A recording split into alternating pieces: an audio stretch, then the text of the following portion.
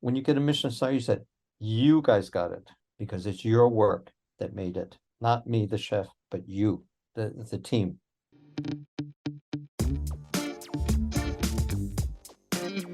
One of the things I've loved that we've done this year is not just talk to some of the folks that we've been so lucky enough to have over the last few years doing this podcast on, whether that's elected officials, it's C-level executives, it's thought leaders, it's that are talking about the science of learning or employee engagement or how we develop a stronger workforce. Some of the most fun conversations I think we've been having is with people within the hospitality space, close to the front line, in a category, by the way, that has an overwhelming percentage of frontline workers that in many ways come from a very diverse background, oftentimes are working long hours, doing a lot with a little is probably a fair thing to say. And, you know, along the way, we've talked to some great chefs, but this one I had a lot of fun with. Chef Ken Hom is from Tucson, Arizona. He was born to Cantonese parents who emigrated to the U.S. after losing his father when he was just 8 months old. His mother moved to Chicago to be with relatives. At 11, he went to work in his uncle's restaurant. At 19, he headed off to California to study art history and French history. And to pay for his university fees, he started to give cookery lessons and quickly realized that this was where his heart really was, especially with his native Chinese cuisine. Soon started teaching first in his house and then at the California Culinary Academy, which is a school for pro chefs in San Francisco. Soon after he released a few books, the BBC contacted him and they had him on his first UK television series in 1984, Ken Hom's Chinese Cookery. It was an instant hit. By the way, his book sold over 1.5 million copies worldwide, and to this day continues to be a top seller after more than 3 decades in print. During his career, Chef Ken Hom has fronted a number of top restaurants worldwide, including the Yellow River Group, Oriental Restaurants Group throughout the UK, the Mason Chin Restaurant at the Bandara Hotel in Bangkok, and most recently, Me Restaurant at Belmont's Copacabana Palace Hotel in Rio de Janeiro. All restaurants have won a bunch of prestigious awards, including a Michelin star, as well as winning Best Asian Restaurant from the Eat and Drink Awards and Restaurant of the Year from the Brazilian Government Tourist Bureau. Did you get all that, Jaime? Some of it. He was awarded Honorary Officer of the Order of the British Empire by Queen Elizabeth II for services to the culinary arts in 2009, and most recently you'll find his recipe for his coronation Asian-style roast rack of lamb for King Charles. I was also excited most recently to pick up Ken Hom's My Stir-Fried Life. It was hard to find among the multiple dozen other books that Ken has released. Chef has done a lot. I obviously want to talk to Ken about his experience traveling the world, working in kitchens, consulting, advising, and what he's seen in the restaurant hospitality space as we think about the future of work. Here's Chef Ken Hom. Let's bring it in.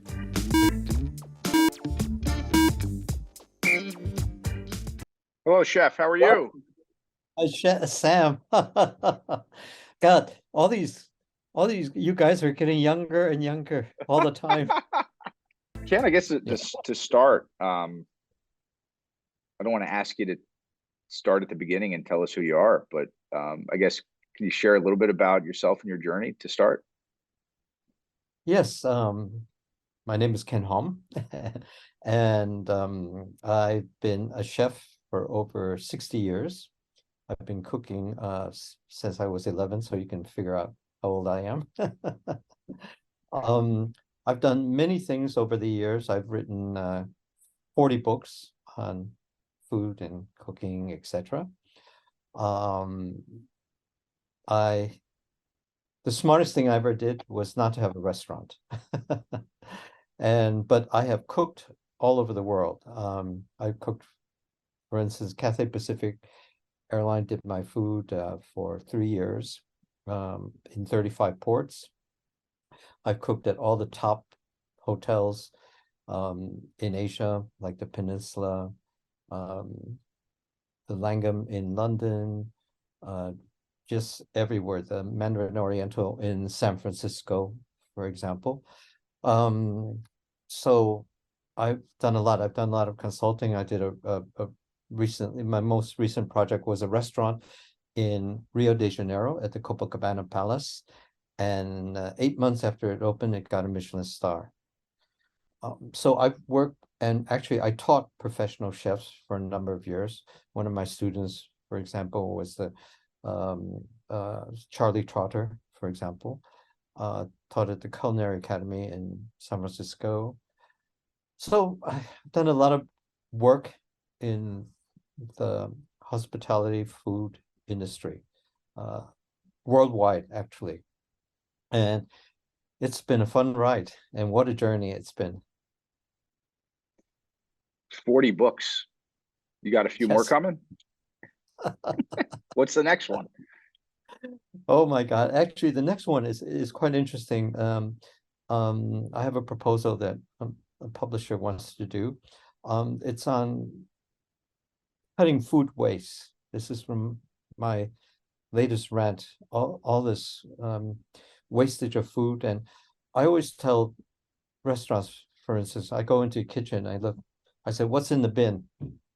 That's where all the profits are.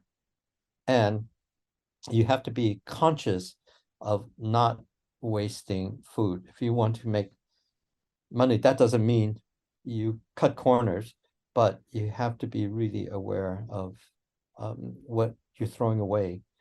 And there's such wastage. It's amazing, and it's destroying the planet. And we really have to get a grip with that. I want to ask you, love to be able to ask, there's so much focus today, not just in the restaurant space, but in all industries around talent development and coaching and developing a individual into a role that they may or may not have the skills for at this moment. I'd imagine that in many of in your career in restaurants you've walked in and out of, you see this front and center in the kitchen. What are the observations or perspectives from your side on how you develop an environment where you can create pathways for maybe someone who's working one end of the line to move, across the line? How do you think about coaching and development that, or what are the trends you see of the best restaurants in the world, or the best chefs, or the best teams? Well, Sam, the whole thing is in any business, it's all about mentoring. And what I mean by that is you get people excited about something, you fill them with passion, but also you have to treat them with respect. And at the same time, listen, let's not get too serious. You have to have a sense of humor. And you can't teach people something like that. You either I think you either feel that or you don't. I think some of the best chefs I've seen in the kitchens, you go in the kitchen and you can see a vibe of everybody's happy, what they're doing. Um, they want to grow, they're passionate, and it's all about teaching as well. I think above all, I would call myself a teacher more than anything. I've done television, I've done a number of BBC major series on food and cooking. So I'm a teacher first, and I want to share. See, the thing is, if you're management, you know how people want to keep everything to themselves. Well, that doesn't help the environment and the ambience of what people want. When you want to give, everybody wants to say, okay, I want to learn this. I love it when I'm cooking and chef said, chef, what are you doing? How are you doing that? Why does it taste this way? And what I try to encourage them is to smell, use your senses. How did I learn how to cook? Because people taught me, they mentored me. My uncle at age 11, he said, this is how you do it. This is how taste it. Do you see how it tastes? That's how it develops, how it's formed. And for food, it's vitally important to taste, smell. It's all about senses. And if you don't convey that, um, it's not something one is born into, but it's something that can be acquired if you have the passion for it. And if you love something, fill the people you work with that same passion. And to me, that's a good manager and that's a good chef. When you go into a kitchen and everybody's excited, they want to do their best, and they want to give, and that's really important. And I work with a lot of management of major hotels. They would ask me after I worked in the kitchen, Ken, you know, give us really good feedback on what you see and what can be improved. I mean, that's part of what I get paid for. I was in a beautiful restaurant in New York City a few weeks ago with my wife, and my daughter is 6 years old, and she loves to see the kitchen. And there was an open kitchen concept, and we got to sit at the counter and watch. And my daughter's watching the line, and it it was. She said to me, they they're they're such a team. She was Yes, observing the it that's was a very small wow. space, like New York City open kitchen concept, very small, and they were moving seamlessly and communicating and not using necessarily words as they were doing it. How do you make that happen? Well, again, it's about teamwork.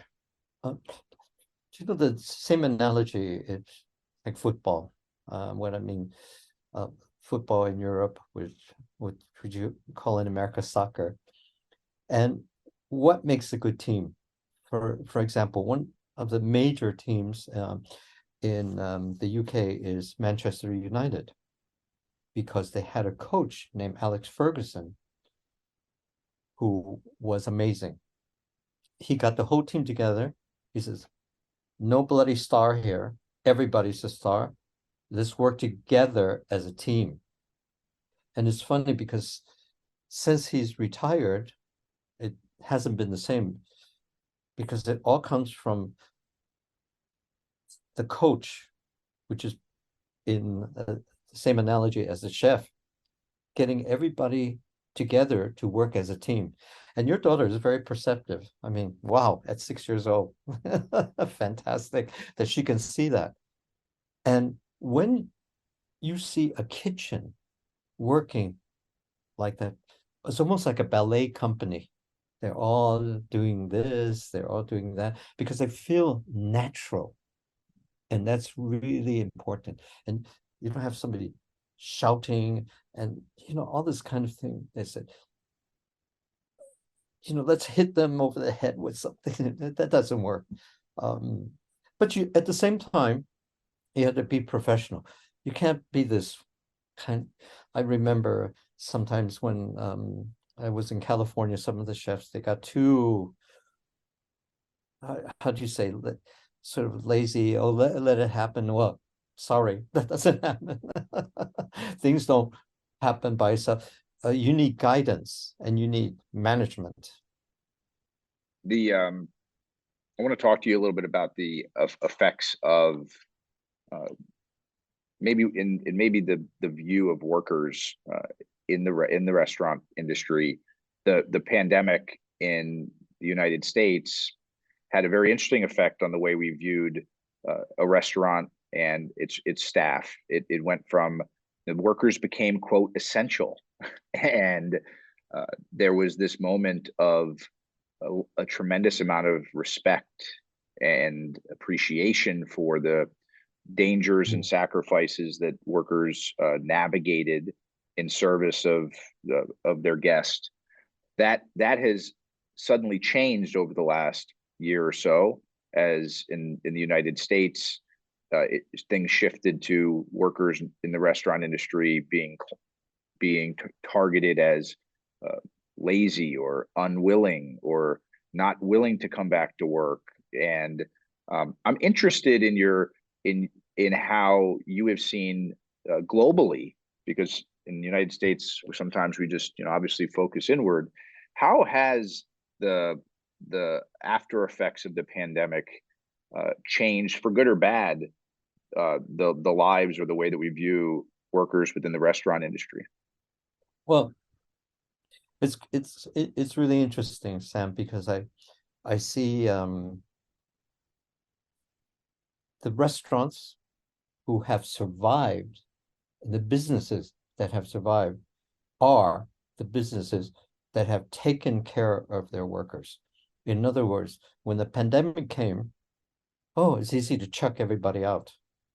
And people don't realize what a hard life working in the restaurant is. I mean, you have to be mental. I mean, it's 12-hour days, sometimes 6 days a week or more. And as you said, they were not valued. And also, I think you have to give people not only a sense of pride, but you have to take care of them. If you take, I noticed that all the restaurants, I've been going around, all the restaurants that have survived anywhere in the world, whether it be in London, Paris, Bangkok, which was I lived part of the time, are the restaurants that have been really, and hotels that have been really good to their employees.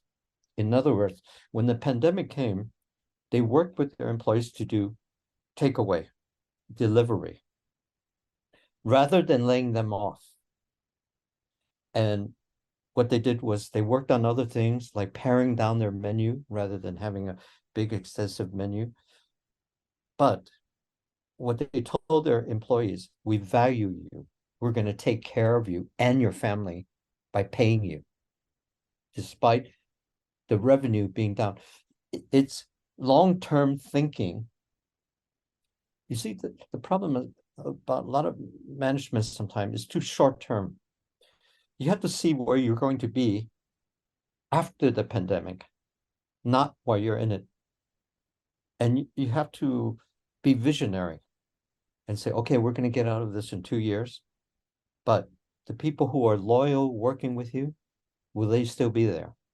And the problem is, unfortunately, a lot of people in the restaurant business, they said, when the pandemic came, I go somewhere else, and they said, do I really need this in my life? 12-hour days, I don't see my family, I don't see my friends. I can't have, everybody's having a good time while I'm working. And but if you treat them well and value them, and I've noticed every single restaurant that I've been to that have done really well through the pandemic are restaurants that have taken care of not only their employees, but in a way their guests. Because when you have happy chefs and happy waiters, people working, the customer is happy as well. Nothing is worse than going somewhere where you have a grim face. Doesn't open your appetite. Totally. Right? Happy face makes you hungry. And I think what you're saying is so important, given the fact that I think sometimes as guests, and maybe sometimes as managers or restaurant owners, you forget that the folks on the front line of your workforce may just be a missed paycheck away from a really tough situation, or before they clock in and after they clock out, where they're going to comes back with them into work. I think that a little more empathy and understanding around those effects are important. Do you see the same? I guess, is there a difference in the way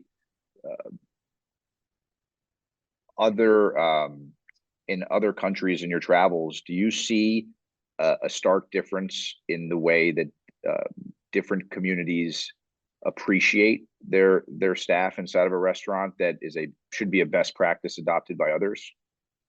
Well, it's interesting. I see restaurants in Asia, they tend to treat their team like an extended family. You understand? They're not just employees. For instance, some restaurants in Bangkok, when the pandemic came and when they had leftover foods, they said to the employees, you can take it home to your family. In other words, it's not, you don't have to pay for it. And we understand it's a difficult situation. And those that did that have done really well. And I noticed that some of the restaurants that have closed in Bangkok are mostly tend to be sort of Western run restaurants. That means not Thai, in other words, not Thai or not Chinese, but they're either like French or Italian, etc. And it's been tough. You know what? I see a positive silver lining in this pandemic because we take things for granted. Everything's going well. It's hunky-dory. Everybody's making lots of money. For instance, Bangkok is one of the top tourist destinations in the world. So everybody got complacent. All this money is coming in. And then we forget. I love this American expression, shit happens. And you know what? I'm sorry. but when it happens, how do you deal with it? And you deal with it by hunkering down and working with your team to deal with the situation. And you see,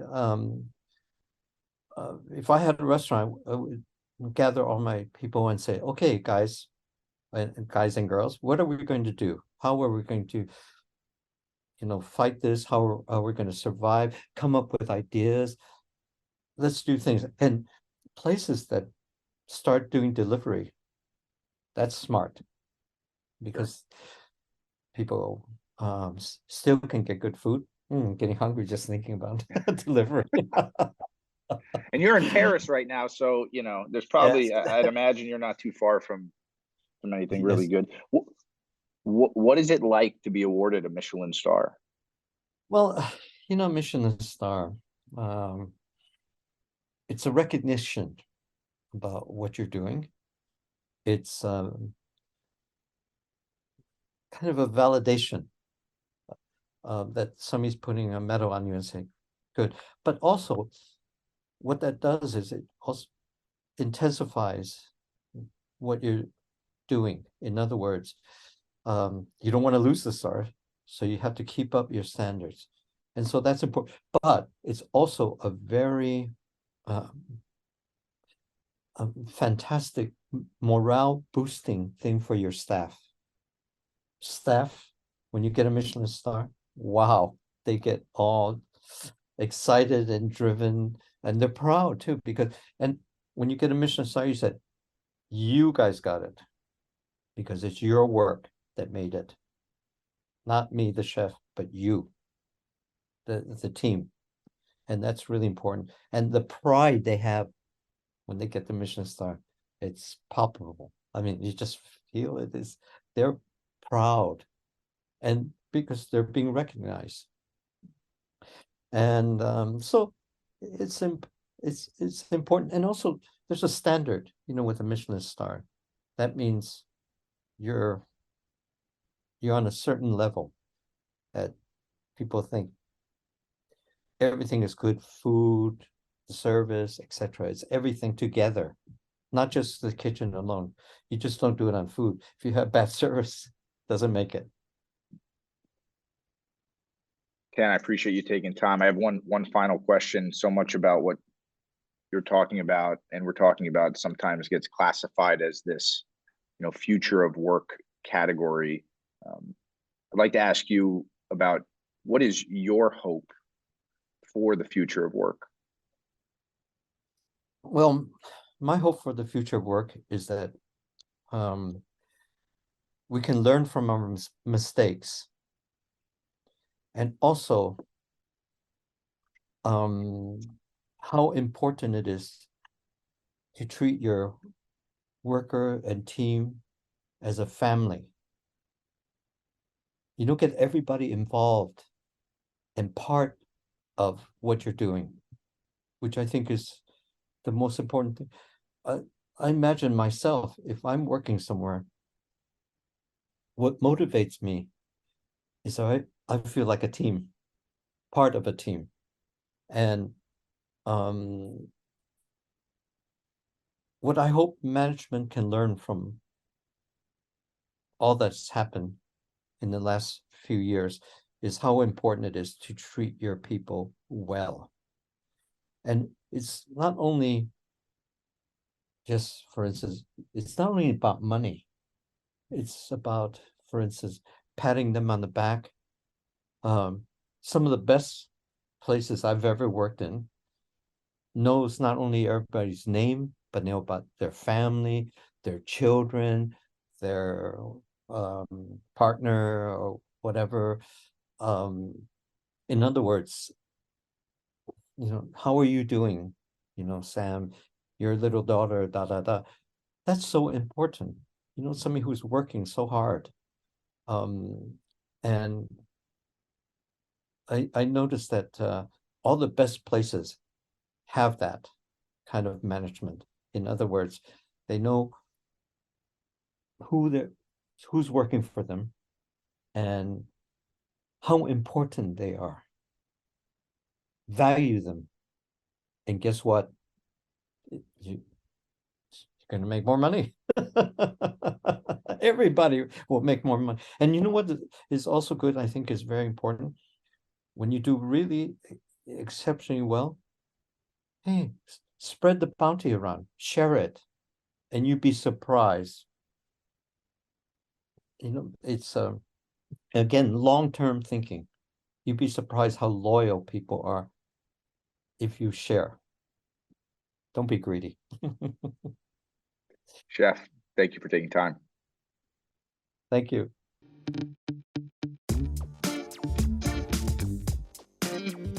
In any business, it's all about mentoring.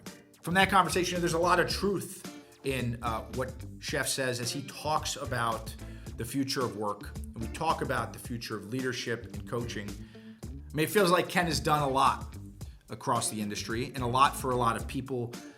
But when you hear him talk about a Michelin star and what it means to him, and the fact that, of course, it didn't surprise me he said it's validation, but the fact that he said it really is a team star, not just the chef star.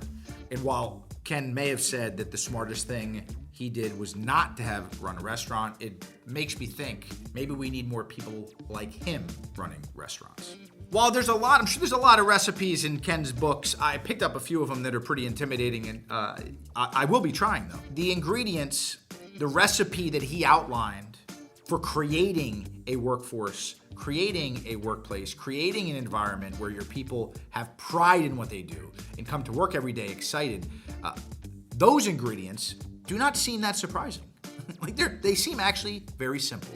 Take care of your people, listen to them, but also take care of their family and be aware of where they're going home to.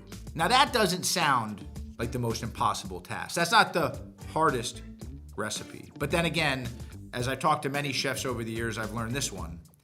It's the simple dishes that are sometimes the hardest. So thanks to Chef Ken Hom for taking time to share his experiences, his point of view. I was humbled to have the conversation. If you haven't already, head on over to your local bookstore. Just tell them Chef Ken Hom. They'll probably have a dozen books they can pull off their shelf to find for you. Pick them up. Now don't forget to subscribe to Bring It In so you never miss an episode. We've got some awesome guests lined up that you're not going to want to miss. Now, back to work.